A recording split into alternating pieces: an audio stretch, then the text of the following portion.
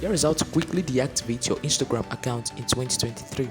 Open the Instagram app, click your profile picture at the bottom, click the hamburger icon at the top right hand side, click settings and privacy, click account center, scroll down, click personal details.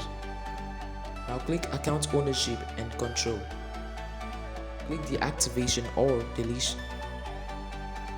Now choose your page name.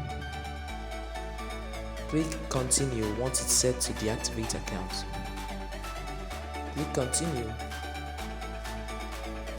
Now type in your password. After putting in your password, you should see this.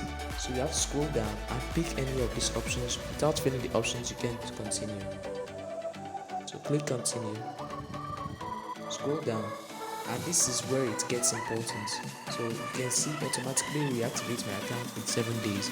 If you don't want to do it permanently, if you want it to automatically activate you back in days time, then you can set it to 7 days, 1 day, 2 days, 3 days, 4 days, 5 days, depending on what day you want it to reactivate it for you.